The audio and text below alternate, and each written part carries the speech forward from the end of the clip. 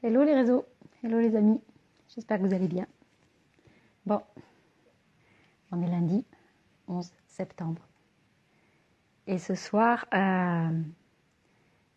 c'était un moment important parce que c'était le premier webinaire de l'événement que j'ai lancé qui s'appelle Maison Magique. Et donc on a fini, je sais pas, il y a 1 heure et demie. Et c'est un événement qui va se passer sur toute la semaine et je voulais vous parler de ça parce qu'en fait, là aujourd'hui, coucou Sylvie. Là aujourd'hui, en fait, mon changement de maison n'était pas du tout d'actualité, c'était pas du tout mon sujet. Et c'est l'événement Maison Magique. En fait, c'est justement c'est l'événement. En fait, c'est comment dire, l'événement qui a fait que j'ai décidé de déménager seulement au 1er octobre. C'est l'événement qui a fait que je savais que mon agenda allait être tendu. C'est l'événement qui a fait que voilà, mon agenda est tel qu'il est et, et j'ai tout organisé autour de cet événement-là. Merci Sylvie. Tu étais là? Tu étais là? Je ne sais pas si tu étais là ce soir. Il y avait tellement de monde.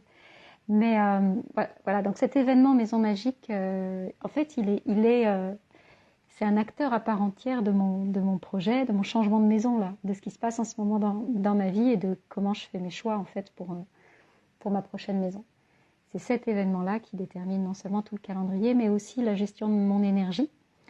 Et notamment, il y a quelques jours, je ne sais plus, je vous disais que quand j'ai fait un choix, là, il y a 10 jours, c'est parce que je savais qu'ensuite, je ne serais plus disponible pour le faire, parce qu'il y avait cet événement, et qu'il fallait que je me retrouvais un peu accélérée, bousculée par le temps. Donc, cet événement-là était vraiment un paramètre important. Mais il est venu me bousculer aussi, il est venu me bousculer à d'autres endroits parce que il prend des proportions qui sont un peu hors normes, en tout cas hors normes pour moi. Et le nombre d'inscrits sur mon événement, c'est quelque chose auquel, dont j'ai pas l'habitude. Là, j'ai vu les chiffres gonfler ces derniers jours. Et là, ce soir, je n'ai pas regardé ce soir, mais en milieu de journée aujourd'hui, il y avait plus de 1700 personnes qui étaient inscrites à mon événement. Du coup, on va dire, c'est plus du double de ce à quoi j'ai l'habitude en fait. Ouais, c'est le double à peu près. Et du coup, ça calibre. Voilà, il y a plein d'autres choses à calibrer. Il y a des besoins techniques qui sont pas les mêmes. Voilà, il a fallu que je m'assure d'avoir la capacité d'accueil pour accueillir tout le monde. Il y a une infrastructure qui est beaucoup plus importante parce que il faut pouvoir interagir avec toutes ces personnes-là. Il y a beaucoup plus de mails, il y a beaucoup plus de posts sur les réseaux sociaux. Donc, il y a une présence qui est accrue, qui est nécessaire. Donc, mon temps s'est retrouvé compressé encore plus que ce que je pensais. Encore plus que ce que je pensais. Et donc là, je me dis, mais qu'ai-je bien fait d'avoir fait mon choix il y a 10 jours. C'est comme si j'avais préparé le terrain. En tout cas, voilà, je suis vraiment honorée par toutes ces personnes qui ont rejoint mon événement ce soir. Et puis ça va durer jusqu'à vendredi. Donc voilà, il y a une très très belle énergie. Et bon, je suis complètement époustouflée. Mais je me rendais compte à quel point aussi, je vous le disais, ça change. Moi, mais ça me sort de ma zone de confort. Ça me sort de ma zone de confort, ça me sort des volumes que j'ai l'habitude de gérer. Et du coup, quand on a une sortie de zone comme ça, quand on va se confronter à quelque chose qu'on ne connaît pas, il y a le mental qui s'invite. J'ai envie de dire, c'est presque inévitable, puisque le mental va toujours avoir tendance à nous maintenir en arrière. Il va toujours avoir tendance à nous dire, oh là là, est-ce que tu vas pas sur un terrain là qui est un peu acrobatique pour toi? Est-ce que tu veux vraiment aller là? Tu veux vraiment jouer dans cette cour-là? Tu veux vraiment aller sur autant de personnes? Tu veux vraiment, etc. Et donc ça demande vraiment je vois hein, ce qui se tisse, ce qui se trame, ce qui bouscule à l'intérieur. Et donc ça me demande en tout cas d'aller très très régulièrement dans la journée poser ça, écouter le mental, le laisser dire ce qu'il a à dire et reposer mes choix et reposer ma direction et réaffirmer en fait mes choix en disant oui, c'est cette direction-là que je veux prendre. Et d'accepter aussi que, là ce soir on avait des problèmes techniques par exemple sur la diffusion du live, du direct, et c'est d'accepter qu'il y ait une rétroaction, c'est-à-dire que le fait de sortir de sa zone de confort, on va toujours vers un endroit qu'on ne connaît pas, donc on ne sait pas comment ça va se manifester, il n'y a pas d'habitude, on n'est pas rodé à l'exercice. Et donc on rencontre des écueils face auxquels on va improviser en fait. On va improviser parce que c'est nouveau. Mais c'est vraiment l'idée, c'est vraiment d'appréhender ça comme faisant partie du process. Ça ne veut pas dire que c'est pas fluide, ça ne veut pas dire que je ne devrais pas être là, ça ne veut pas dire qu'il faut que je réduise la voilure. Ça veut juste dire que, ok, c'est la première fois. Et je faisais le parallèle, Sylvie, ça va t'interpeller parce qu'on en parlait l'autre jour, mais je faisais le parallèle justement avec l'apprentissage de la conduite. En fait, quand on se met au volant les premières fois ou quand on apprend à conduire une moto, au début, tout ce qui est une première fois, ça surprend en fait, ça surprend. Et si on a peur d'être surpris, si on valide pas le fait que cette surprise-là, elle fait partie de l'évolution, et c'est parce qu'on accepte de vivre cette surprise-là, de se casser la figure peut-être, et c'est ça qui permet d'y revenir une seconde fois avec moins d'appréhension, et donc ça fait partie du process vraiment. Et en aucun cas, en fait, aujourd'hui, quand je suis dans des situations qui sont inconfortables, c'est vrai, comme ça, en fait, ça me réjouit, moi, parce que je sais que je suis en train de changer de dimension. Je sais que je suis en train de changer, d'upgrader. Alors, c'est pas une question d'aller toujours plus haut, mais c'est comme si, en fait, c'est comme s'il y avait mes références s'étiraient, en fait. C'est comme si j'ouvrais encore plus grand. C'est-à-dire que les 1700 personnes qui sont là, bien sûr, j'ai projeté, moi, il n'y a pas longtemps, c'était est-ce que tu es OK pour avoir 2000 personnes sur tes webinaires? Je me suis posé cette question-là, je l'ai validée, paf, je me retrouve juste après avec 1700 personnes. C'est comme si la vie venait me tester à nouveau et puis me proposer la direction que moi j'ai choisi de prendre. Mais du coup,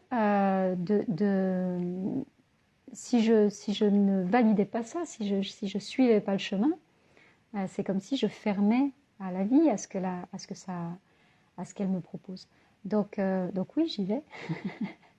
Oui, j'accueille ces 1700 personnes. Oui, j'assume la charge de travail que ça représente en plus. Oui, j'assume les imprévus que ça génère. Oui, j'assume le fait de ne pas avoir de temps pour autre chose en ce moment. Oui, j'assume la fatigue qui est là à la clé. Oui, j'assume la joie que c'est pour moi d'accueillir toutes ces personnes-là. Oui, tout ça. C'est là, ça fait partie du process. Donc, c'est vraiment ça que j'avais envie de vous partager ce soir. Et puis, c'est venu me questionner aussi, forcément, parce que quand il y a autant de personnes qui sont là, qui vous suivent, qui demandent à entendre ce que vous avez à dire, se pose la question du message. Est-ce que ça fait sens, ce que je partage? Et du coup, il y a... pendant longtemps, en fait, je me rendais pas compte de la valeur de ce que je transmets. Pourquoi? Parce que,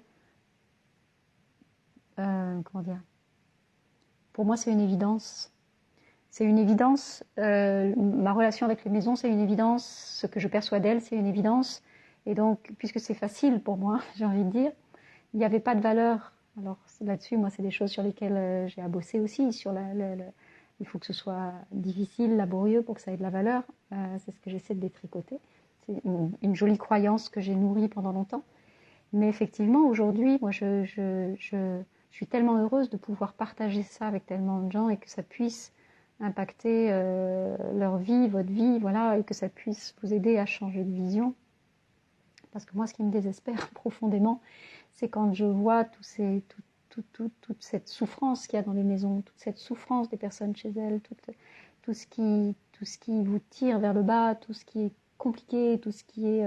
alors que c'est un espace c'est toujours un espace qui permet d'aller vers plus, qui permet d'aller vers mieux, qui a tellement de choses à vous offrir, à vous proposer. Et en fait, ça, on ne nous l'a pas appris. On ne nous l'a pas appris, donc on le voit pas.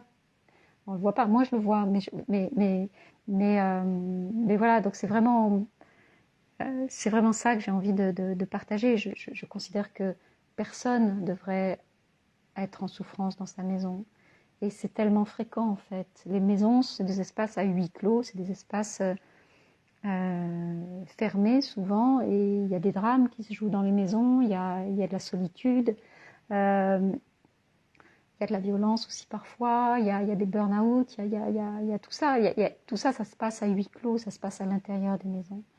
Donc ces espaces-là, en fait, ce sont vraiment des endroits qui devraient être un soutien pour nous, qui devraient nous donner de l'énergie, qui devraient pas nous en prendre, pas nous couper du monde, pas nous enfermer dans notre tristesse ou dans notre mélancolie. Une maison, c'est pas fait pour ça. Et tant qu'on n'a pas appris j'ai envie de dire, à travailler main dans la main avec sa maison, avec tout son potentiel énergétique, mais aussi son potentiel dans la matière, tant qu'on n'a pas pris conscience de ça, et puis ensuite qu'on ne s'est pas donné les outils ou les moyens pour que la maison puisse être ce partenaire à nos côtés, ben oui, la maison, elle reste cet endroit qui peut parfois être plein de tristesse, ouais, mais